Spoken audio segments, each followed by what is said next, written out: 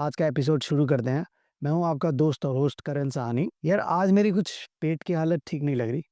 आज मेरे कुछ घुटने की हालत भी ठीक नहीं लग रही और शायद मेरे कुछ सिर की हालत भी ठीक नहीं लग रही। आप लोगों ने सुना होगा, बहुत लोग ये सारी बातें करते हैं। इनफैक्ट हमारी सराउंडिंग्स में हर कोई ये सारी बातें करता है, बट कोई यही नहीं बोलता मेरी दिमागी हालत ठीक नहीं है। तो आज का टॉपिक बहुत इंपॉर्टेंट है, जो कि है मेंटल हेल्थ की इम्पोर्टेंस हम सबकी ज़िंदगी के अंदर।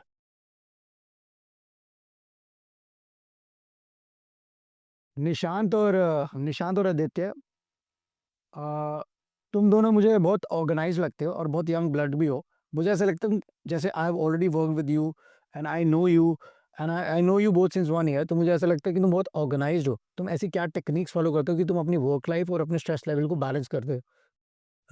सर जैसे आपने ये क्वेश्चन पूछा कि हम ऑर्गेनाइज लगते हैं, बट एक्चुअली में मैं अपनी बताऊँ, मैं ऑर्गेनाइज नहीं हूँ इस सिचुएशन में। क्योंकि मुझे ऐसे लगता है कि अभी मेरी लाइफ का फेज चालू ही हुआ है।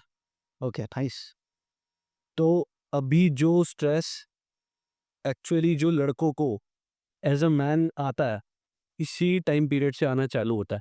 क्योंकि इस टाइम पीरियड से आप कमाना चालू करते हो, आपको रिस्पॉन्सिबिलिटीज पता लग जाती है घर की। क्योंकि जब हम पहले कॉलेज टाइम में रहते थे, स्कूल टाइम में रहते थे, सब चिल था। हमें नहीं पता था घर वाले कैसे कमा रहे, कैसे हमें पढ़ा रहे। हमें कुछ नहीं पता था, हमें बस ये पता था बस हमें मज़े करने हैं, घूमना फिरना है, एंजॉय करना। बट जब हमने खुद कमाना चालू, एज अ मतलब जैसे मैं अपनी बता रहा हूँ, मैंने खुद कमाना चालू करा।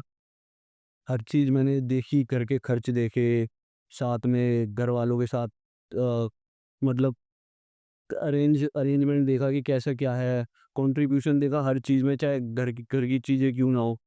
तो वो चीज़ मेरे को समझ आने लगी इस एज से कि हाँ, कि अभी तो मैं बहुत पीछे हूँ, मेरे को आगे करना है। और वैसे ही ड्रीम्स डेवलप होने लगे।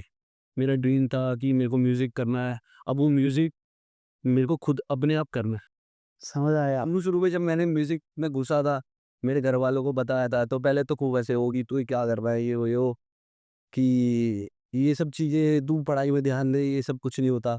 तो बट फिर घर वालों ने, ठीक है, पापा ने कंट्रीब्यूट करा कि ले कितना चाहिए तेरे को, कर ले, 1 गाना, 2 गाना, 3 गाना, 4 गाना, अभी क्या कर रहा है? ये ऐसे ही है भाई, 1 1 हो गया, 2 हो गया। फिर मुझे समझ आई मैं बार-बार घर से नहीं माँग सकता। अपने आप ही करना पड़ेगा। जब मैं कमाने लगा, मेरे को बहुत चीज़ें दिखने लगी, फिर वो स्ट्रेस लेवल बढ़ता गया कि भाई इससे तो हो नहीं रहा। और इतनी जो मतलब और भी फिर थिंकिंग ऊपर चली जाती है कि भाई, तो यही एक तरीके से एज़ अ मैन जो स्ट्रेस सबसे पहले आता है रिस्पॉन्सिबिलिटीज़ का आता है कि हमें अपनी फैमिली को सँभालना है। अभी तक पंग नहीं करा, अब वो कितना ही करेंगी, अब हम मेरे को करना है। अकेला मैं हूँ घर पे। सबसे पहला स्ट्रेस तो यही है, बाकी भाड़ में जाए रिलेशनशिप स्ट्रेस, वो बात की बात है। सबसे पहले फैमिली स्ट्रेस आता है मेरे हिसाब से तो। बहुत बढ़िया। तो मैं अभी भी ऐसे लगता है मेरे को कि वो मेरे माइंड में है। वो किसी मोटिवेशन से नहीं जाने वाला।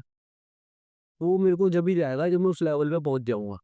और ये स्ट्रेस मेरे को लगता है कि जब तक रहेगा तभी मैं कुछ कर पाऊँगा। और ये स्ट्रेस ही खत्म हो गया तो फिर कर नहीं पाऊंगा। कर नहीं पाऊँगा। मजा नहीं है। कहीं न कहीं ये स्ट्रेस ही मेरा फ्यूल है एक तरीके से, मेरे ड्रीम को और अपनी फैमिली को एक अच्छी लेविश लाइफ दिखाने के लिए। हाँ, तो यही मेरा तरीका है सर, इस स्ट्रेस को एज़ अ फ्यूल यूज़ करके अपने स्ट्रेस को कम कर लेगा। सो व्हाट्स योर से इन इट? निशांत, आपका क्या कहना है? सर बचपन में सबने सुना होगा। हुँ। सब बोलते थे, बड़ा होके ये करना है, बड़ा होके ये गाड़ी लूँगा पापा, मम्मी वो वाली गाड़ी लेनी है। देखो कितनी अच्छी गाड़ी लेगा, सबसे बड़ी वही गाड़ी लगे वही लेनी है। फिर धीरे-धीरे मैं फुटबॉल प्लेयर हूँ सर। मैंने लास्ट टाइम आपको बताया था। हमारे अंदर एक अलग ही फ़ील होता है। जिस जिस फ़ील के बारे में बात आदित्य ने भी मुझे बताया, हमारे अंदर एक अलग ही फ़ील होता है, जो कभी गिव अप कर ही नहीं सकता। कभी कभी नहीं लगता सर कि कभी हम गिव अप करेंगे। भले ही दूसरे में देख के बोलते थे भाई तू थक गया है, लेकिन मुझे पता है कि मेरे अंदर कितनी आग है, कितना फ्रस्ट्रेशन है कि मुझे वो चीज़ करनी है। कोई चीज़ पानी है तो वो पानी ही है। हम्म। शरीर एक बार को जवाब दे रहता है, लेकिन दिमाग ना शांत नहीं होता। कभी शांत नहीं होता। कभी वो लेट इट डाउन करने की परमिशन नहीं देता, बोलता नहीं, उठ, कर, लगेगा टाइम, कर। बचपन में मेरे को सर वो लंबी वाली गाड़ी देखता था ना बीएमडब्ल्यू चलती लग्ज़री कार्स, विकास। जैसे-जैसे एज बढ़ती जा रही है ना, वैसे-वैसे ड्रीम्स घट कम कम होते जा रहे हैं। अपने अंदर एक स्पोर्ट्समैन स्पिरिट जगाने के बाद कि ये मुझे ये करना है, कोई भी चीज़ पानी है। उसके बाद मैंने धीरे-धीरे अपने आप को कंट्रोल करना सीखा कि हाँ, मुझे अपना मेंटल प्रेशर भी तो हैंडल करना है। और सबसे अच्छा सा मेरे को तरीका लगता है रनिंग। सबसे ज़्यादा अच्छा तरीका लगता है मुझे रनिंग बहुत बढ़िया। जब मैं हेडफ़ोन लगा के कोई भी मोटिवेशन सॉन्ग सुनता हूँ या रनिंग करता हूँ या पार्क में वॉक भी करता हूँ ना, तो मुझे मोटिवेशन मिलता है कि यार ठीक है, बुरा वक़्त है, कट जाएगा। धीरे-धीरे मैं उस चीज़ को कवर अप करने की कोशिश करता हूँ।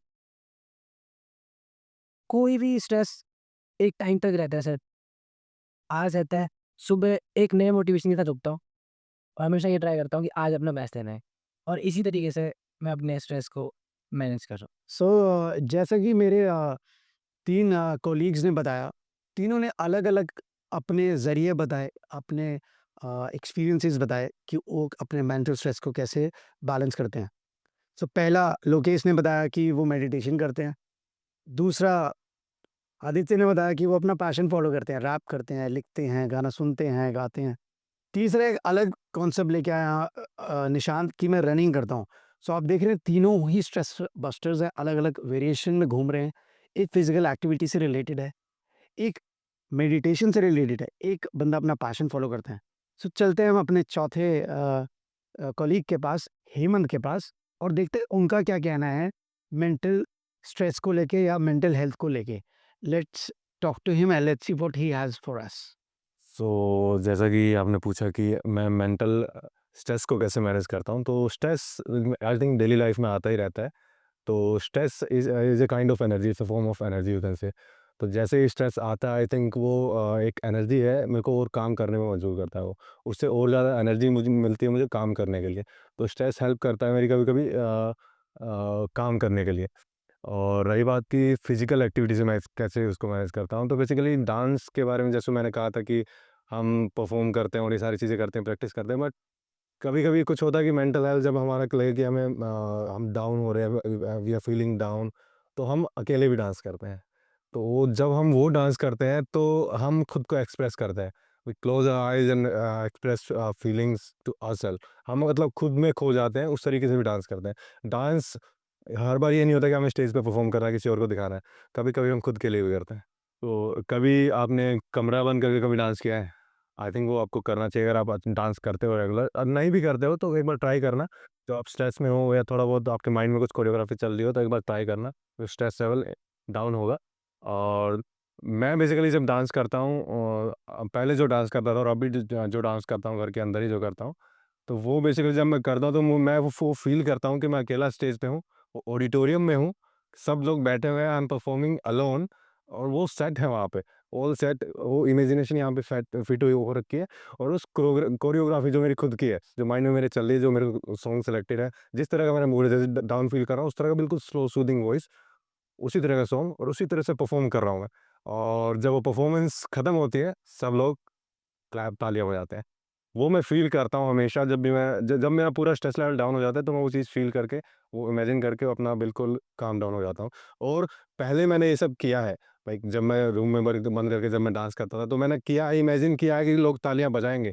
ऑडिटोरियम में हूँ मैं और मैं लाइक स्टेज पे परफ़ॉर्म कर रहा हूँ, लोग तालियाँ बजाएँगे। और आज ऐसा होता भी है, मैंने स्टेज पे परफ़ॉर्म भी किया है और लोग तालियाँ बजाते हैं, एक्चुअल में बजाते हैं। तो वो इमेजिन किया हुआ है, वो सपना था कि ऐसा कुछ है और वो आज हो रहा है। It's like I am living a dream. Rightly said since I am also a performer. मैंने बंद कमरे में नहीं, बल्कि हेमंत मैंने खुले में भी डांस करा है। तो मैं तेरे से बहुत रिलेट कर पा रहा हूँ कि तू क्या कह रहा है। एंड ये बहुत सही है कि अगर तुम्हारी कोरियोग्राफी पैटर्न जैसे-जैसे डेवलप होता है, वैसे-वैसे तुम्हारा स्ट्रेस लेवल माइन्यूट पे चला जाता है। और जब तुम्हारा कोरियोग्राफी बन जाती है, तुम उसकी मल्टीपल टाइम प्रैक्टिस करते हो तो स्ट्रेस वैनिश। हेमंत, क्या आप मुझे बताओगे creating a choreography in stress, what do you mean by that? Creating a choreography. In stress. Okay, ठीक है।